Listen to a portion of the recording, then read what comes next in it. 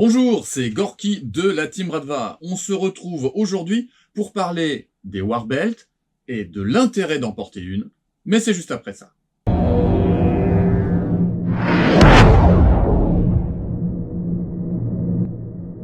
En introduction, je souhaiterais remercier toute l'équipe de Soyuz Gear qui me fait effectivement le plaisir de m'envoyer du matériel pour que je puisse vous le présenter. Vous imaginez bien que je ne peux pas acheter du gear sans cesse, c'est extrêmement cher et je veux pouvoir régulièrement alimenter notre communauté de nouveaux objets. Donc, il faut que je trouve des partenaires qui sont d'accord pour me faire ce genre de prêt.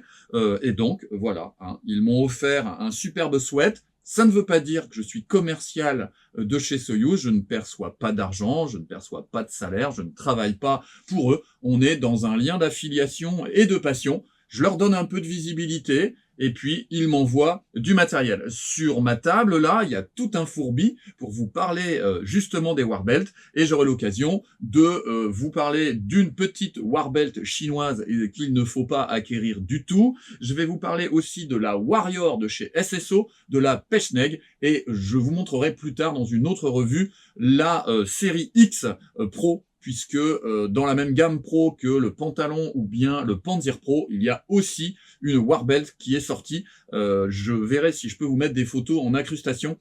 Sinon, eh bien, vous attendrez la prochaine revue. Alors, la question des Warbelts. Moi, je suis airsofter, donc ça sert à rien de me dire oui, mais non. En fait, les opérateurs, non, ça sert à rien. Moi, je suis airsofter. Ce sont des conseils pour airsofter de la part d'un airsofter. Je reprécise parce que régulièrement, il y a des commentaires alors que j'explique les choses qui sont un peu particulières. Bon, donc.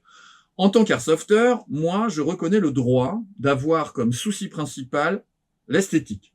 C'est-à-dire, je porte une Warbelt parce que je trouve ça badass, je trouve ça beau, je trouve ça cool, etc. On va écarter cette partie-là, d'accord? Ça reste un droit, mais c'est pas mon sujet. Moi, mon sujet à moi, c'est quand on est dans une approche strictement opérationnelle, d'accord? On se pense soi-même comme un opérateur en airsoft.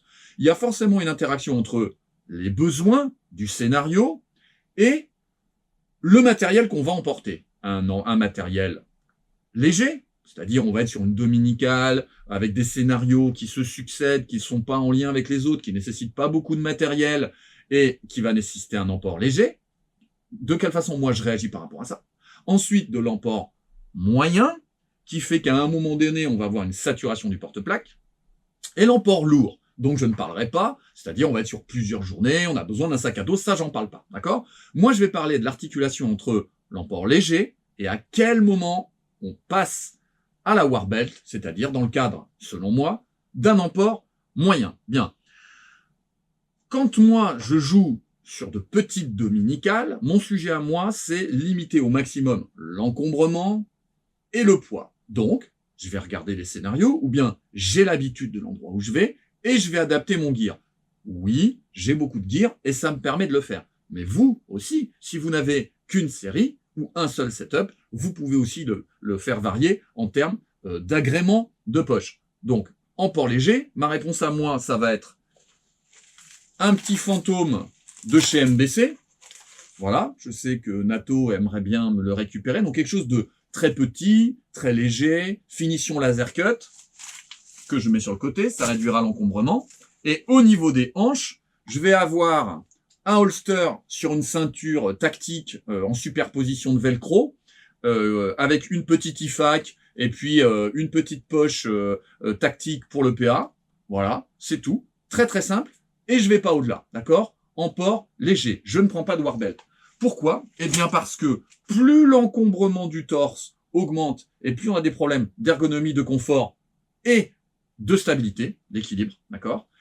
Et si on augmente l'encombrement au niveau des hanches, on va avoir des problèmes de mobilité, de déplacement et d'agilité. Donc, moi, je réponds pas systématiquement, quel que soit le scénario, par un encombrement global. Je vais augmenter l'encombrement au niveau de mon porte-plaque jusqu'à un effet de seuil, sans toucher à ma ceinture tactique. Et à un moment donné, je vais délester du matériel sur ma Warbelt parce que j'estime que je vais avoir une surcharge en haut du corps dont on parle juste après. On va dire que pour moi, un porte-plaque setup au maximum, ça va être par exemple ce Panzer 1.0. Je vous fais pas le détail, je vous l'ai déjà présenté.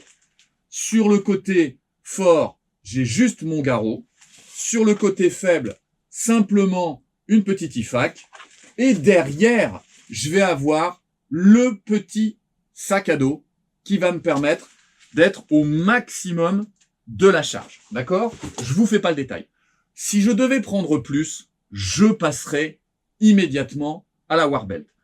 Pourquoi? Si vous augmentez l'effet de saturation sur le porte-plaque, que vous commencez à en mettre partout, vous allez avoir la première problématique qui est une problématique d'ergonomie. Cette problématique d'ergonomie, c'est que vous allez avoir des difficultés à manipuler l'ensemble de vos poches, notamment celles qui arrivent en limitation des articulations de vos épaules. Moi, j'ai les épaules démolies. Moi, je suis déjà au max. Là. Si je commence à aller chercher derrière, c'est très compliqué. D'accord?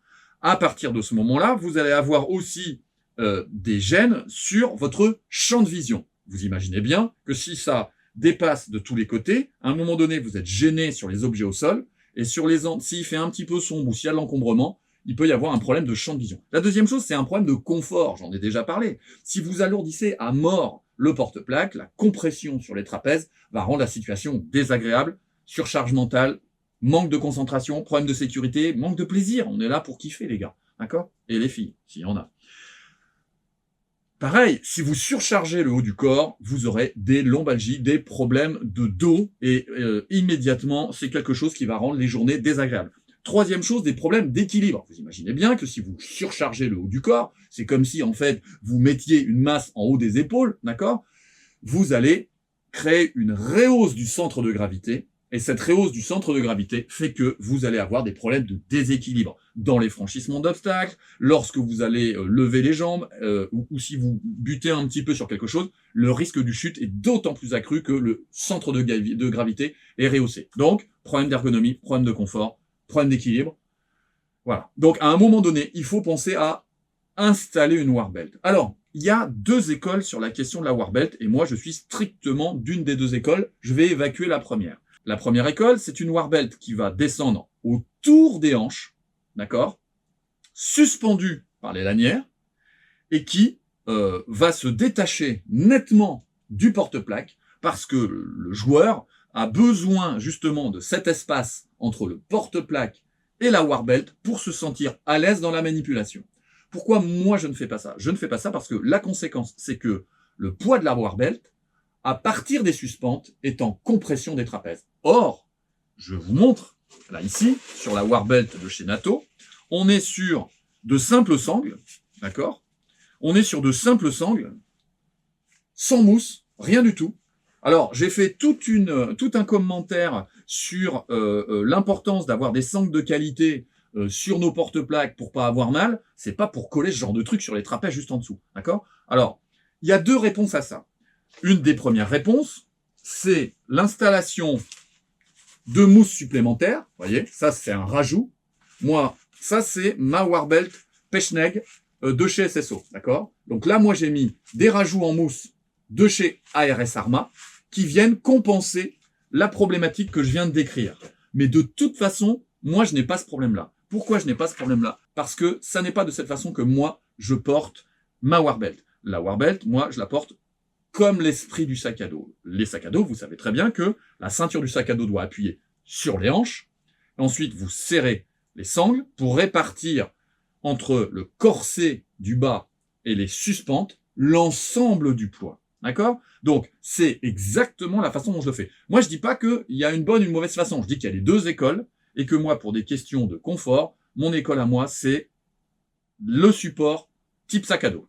Dans tous les cas, ni les photos sur Insta, ni les photos sur Facebook, ni les photos d'opérateurs doivent déterminer votre installation. C'est vous, en fonction de vos besoins, qui allez choisir l'ensemble des choses. Moi, ce que je peux vous recommander, c'est le test à la maison. Trop souvent, moi, je vois des Warbelt en jeu avec des gros problèmes d'assiette. Donc, on a le gars comme ça, on a la Warbelt comme ça, d'accord, et le gars qui finit par avoir mal du côté où ça penche. C'est évident, d'accord, puisqu'on a la suspente en dessous qui va écraser l'épaule. Donc, moi, je prends ma Warbelt. Je vais commencer à vide à faire le réglage de la ceinture principale. Donc là, on est sur la Warbelt SSO avec les coussinets intérieurs, velcro intérieur.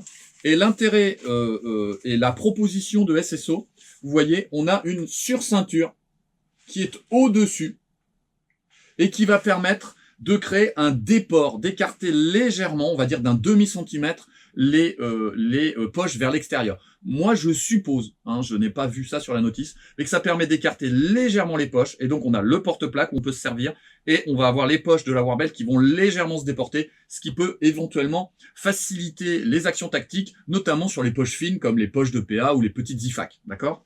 Bien, donc moi, je prends ma Warbelt, je vais la mettre au-dessus de mes hanches, je vais la régler et la clipser. Là, elle est strictement sur mes hanches. Et je vais ensuite, une fois que j'ai fait ce réglage, agrémenter l'ensemble de mes poches, charger mes poches et faire un certain nombre de déplacements pour m'assurer que je n'aurai pas des problèmes d'assiette.